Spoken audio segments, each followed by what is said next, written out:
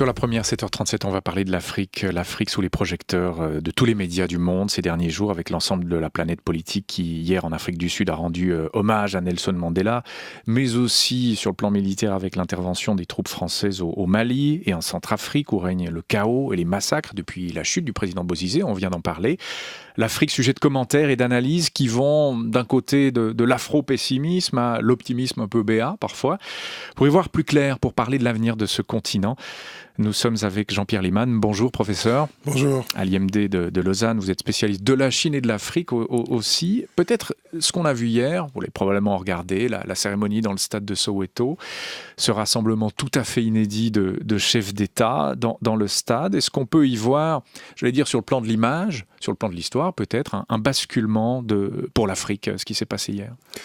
Écoutez, je crois que s'il y a 20 ans, on aurait dit un jour Mandela va avoir des obsèques, il y aura 100 chefs d'État, gouvernements qui viendront, etc. Ça aurait paru complètement incroyable. Mais je crois que ce qui s'est passé à Soweto hier est plus une réflexion de la qualité de l'homme que de la réalité de l'Afrique. Justement, si vous voulez, on met l'accent sur le fait que la succession de Mandela n'est pas évidente. L'Afrique du Sud est un pays qui a des problèmes considérables. On a entendu comme Zuma a été hué. Et alors, je suis plutôt afro-optimiste qu'afro-pessimiste. Mais je dirais que ce qui est remarquable dans cette histoire de l'Afrique du Sud, grâce à Mandela, c'est la réconciliation. C'est ce qui s'est pas passé plutôt que ce qui s'est passé. C'est-à-dire qu'il n'y a pas eu de bain de sang. Il a réussi la réconciliation de son peuple. Par contre, comme chef d'État, à l'époque, dans les années 90, il n'a pas réussi au niveau géopolitique sur le continent africain. Là, il a plutôt échoué. Oui, mais je crois que c'était un visionnaire, c'était un homme d'une grande qualité. Mais comme quelqu'un a dit, si Gandhi avait dirigé l'Inde, ce n'aurait pas nécessairement été, si vous voulez, il y a des gens qui ont des rôles à jouer dans certains moments. Je crois que le symbolisme ainsi que la réalité de Mandela est magnifique. On l'admire, on le respecte, mais ces gens-là, finalement, sont faits pour avoir une vision inspirée et pas nécessairement gérer le quotidien de la politique. Jean-Pierre Liman, vous avez dit, je suis plutôt optimiste s'agissant de l'Afrique. L'Afrique, c'est le continent du 21e siècle pour vous? Non, ça, je pense que ça, c'est un peu exagéré. Mais je crois qu'il y a des éléments dans la situation africaine aujourd'hui qui sont très encourageantes. D'une part, il y a quand même un essor économique considérable. C'est des pays qui ont la plus forte croissance. 5 à 6%, hein, pour 5 certains. à 6%. Il y a plus de pays qui sont en hausse de croissance en Afrique qu'en Asie pour le moment. Comment on explique ça? C'est entre autres choses, si vous voulez, le facteur, c'est en partie le facteur chinois. C'est-à-dire qu'il y a énormément de demandes qui a été créée par des matières brutes. Il y a aussi énormément de main-d'œuvre qui arrive sur le marché. La puissance essentielle de l'Afrique, c'est la démographie. C'est un continent, contrairement à tous les autres continents de la planète, qui va rester extrêmement jeune. Maintenant, cela en soi ne suffit pas. Il faut que ces jeunes puissent être bien éduqués, motivés, qu'ils aient du travail, etc. Mais quand même, le potentiel est là considérable. En plus, il y a, alors si vous voulez, l'image qu'on a souvent de l'Afrique, c'est justement soit Mandela, soit ce qui se passe à Bangui. Mm-hmm. Et ils sont tous les deux des réalités, si vous voulez. Et puis, il y a quand même beaucoup de problèmes de pays africains au niveau politique, au niveau sécurité, etc. Et les Chinois ne sont pas partout, parce que vous dites, évidemment, cette bonne croissance est due aussi à l'implantation chinoise. On peut parler plutôt des Afriques, celles où les Chinois sont et celles où ils ne sont pas? Oui, on peut, mais ils sont pratiquement partout. Ils sont pratiquement partout sur les plus de 50 pays du continent africain. Oui, enfin, ils ne sont pas nécessairement dans les 50 pays, mais ce qui est frappant, c'est justement, si vous voulez, je crois que les Chinois voient non seulement une opportunité en Afrique, ou des opportunités, beaucoup d'opportunités, mais aussi un besoin d'interdépendance. Parce que la Chine a une énorme population et très peu de terres cultivables. L'Afrique est encore un espace énorme, c'est-à-dire que la population va doubler dans le siècle à venir. Ils seront à peu près 2 milliards d'ici 2100. Oui. Ils sont à peu près 1 milliard pour le moment. Mais s'il n'y a pas de problème, vous vous promenez en Afrique, ce qui frappe, c'est pas... En Asie, vous êtes frappé par le nombre de gens qui habitent au mètre carré.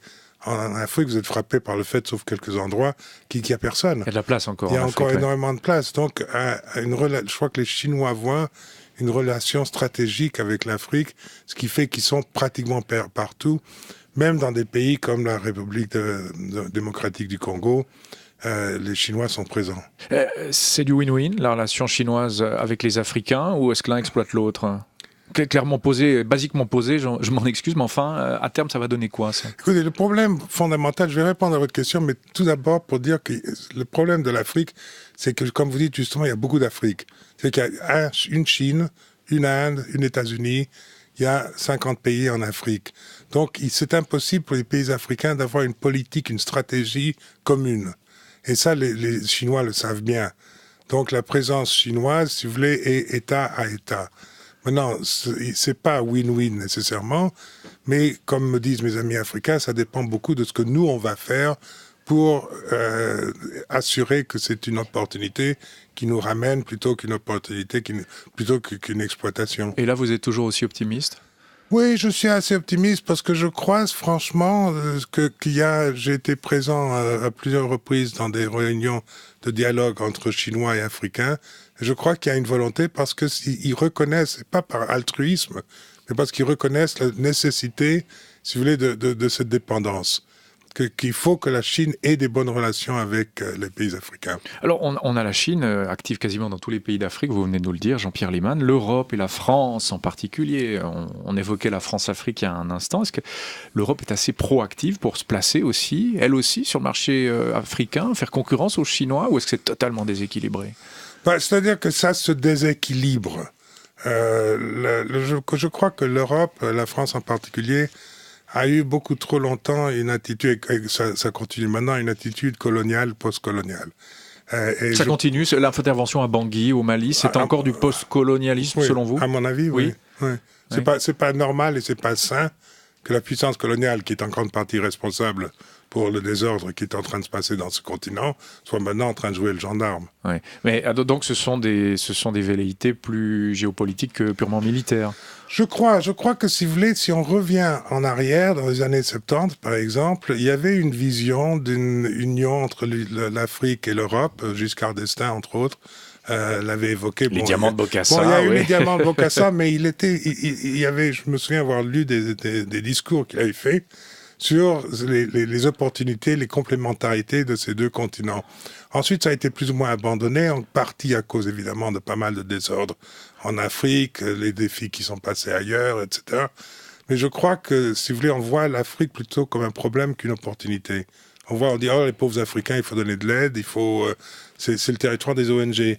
Alors, il y a des entreprises européennes qui réussissent très bien, mais je dirais qu'il y a une attitude générale, il y a un problème de stratégie, et le fait que François Hollande ait lancé cette opération en Afrique centrale, à mon avis, va perpétuer ce genre d'attitude plutôt que de faire une attitude plus saine, plus contemporaine, plus regardant vers l'avenir. Est-ce qu'il ne faudrait pas intervenir du tout, ou est-ce que ce n'est pas aux Français d'y aller ? Quelle est votre appréciation de la situation par rapport à la Centrafrique ?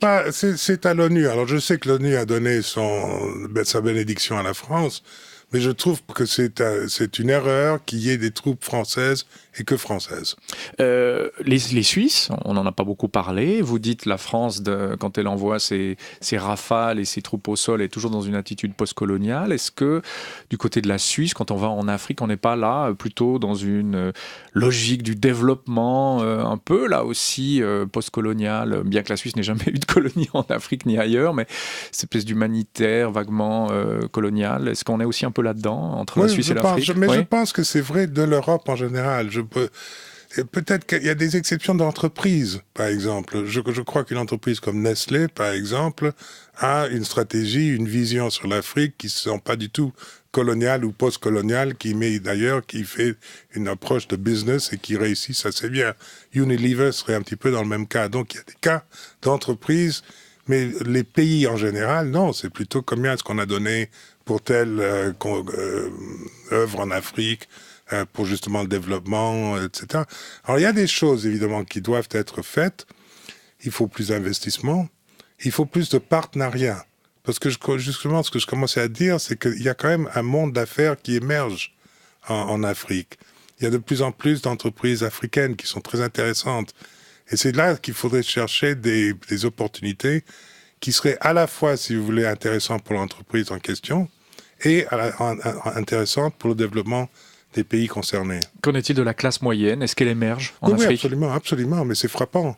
C'est frappant. Il y a donc, si vous voulez, la réduction de pauvreté est beaucoup plus flagrante en Asie qu'en Afrique, c'est sûr, mais ça se passe en Afrique quand même. Et dans les rues aujourd'hui de Nairobi et d'ailleurs, on voit quand même une classe moyenne émergente. Il y a un spécialiste indien de l'Afrique qui a calculé qu'il y aura d'ici la fin vers 2050, 900 millions de consommateurs.